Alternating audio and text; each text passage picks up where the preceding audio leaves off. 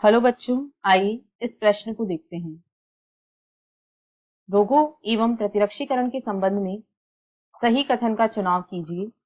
विकल्प ए, यदि किसी कारणवश बी तथा टी लिम्फोसाइट्स क्षतिग्रस्त हो जाएं, तो शरीर रोगाणुओं के विरुद्ध प्रतिरक्षियों का निर्माण नहीं करेगा। विकल्प बी, मृत निष्क्रिय रोगाणुओं का इंजेक्शन अक्रिय प्रतिरक्षा प्रदान करता है। विकल्प सी, कुछ प्रोटोजोअन जीव हेपेटाइटिस बी वैक्सीन का भारी मात्रा में उत्पादन करते हैं। या विकल्प डी, सांप के काटने पर उसके इलाज के लिए सर्प के प्रतिविष का इंजेक्शन लगाना सक्रिय प्रतिरक्षा का एक उदाहरण है। इस प्रश्न की जो मुख्य अवधारणा है वह है बी व टी लिम्फोसाइट। वह है बी तथा टी लिम्फोसाइट। यहाँ पर हम देखेंगे कि बी व टी लिम्फोसाइट क्या हैं और इनका हमारे शरीर में क्या कार्य होता है। तो जो बी एवं टी लिम्फोसाइट्स होते हैं ये प्रतिरक्षा के लिए जिम्मेदार होते हैं। ये हमारे शरीर में प्रतिरक्षा अर्थात रोगों से लड़ने की क्षमता के लिए उत्तरदायी कोशिकाएं हैं।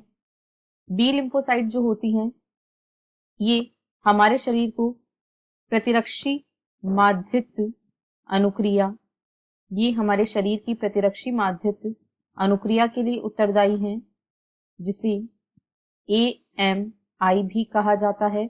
और जो टी लिम्फोसाइट होते हैं ये कोशिका माध्यित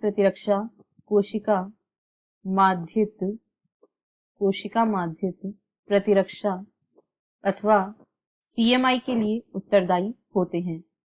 ये दोनों हमारे शरीर की मुख्य प्रतिरक्षा प्रणालियां हैं। बी लिम्फोसाइट्स के द्वारा प्रतिरक्षियों का उत्पादन किया जाता है, जबकि जो टी लिम्फोसाइट होती हैं ये प्रतिरक्षी का स्रावण नहीं करती हैं, परंतु बी कोशिकाओं को प्रतिरक्षी उत्पन्न करने में सहायता करती हैं। अतः यदि बी तथा टी लिम्फोसाइट क्षतिग्रस्त हो जाए तो शरीर रोगाणु के विरुद्ध प्रतिरक्षियों का निर्माण नहीं करेगा। अतः विकल्प ए सही है। बी में कहा गया है मृत निष्क्रिय रोगाणुओं का इंजेक्शन अक्रिय प्रतिरक्षा प्रदान करता है। तो मृत रोगाणुओं के इंजेक्शन के द्वारा शरीर में प्रतिरक्षी के निर्माण को प्रेरित किया जाता है और यह प्रतिरक्षा सक्रिय प्रतिरक्षा कहलाती है। सी में कहा गया है कुछ प्रोटोजोअन जीव हेपेटाइटिस बी वैक्सीन का भारी मात्रा में उत्पादन करते हैं। तो यह गलत है। प्रोटोजोआ का उपयोग हेपेटाइटिस बी वैक्सीन के उत्पादन में नहीं किया गया है। इनका उत्पादन यीस्ट की सहायता से किया गया है। डी में कहा गया है सांप के काटने पर उनके इलाज के लिए सर्प के प्रतिविष का लगाना सक्रिय प्रतिरक्षा का एक उदाहरण है। तो सांप के काटने पर यानी सर्पदंश पर तुरंत प्रतिरक्षा की आवश्यकता होती है। यहाँ पर बने बनाए पूर्व निर्मित एंटीबॉडी को शरीर में प्रवेश करवाया जाता है और इस प्रकार की प्रतिरक्षा निष्क्रिय प्रतिरक्षा कहलाती है।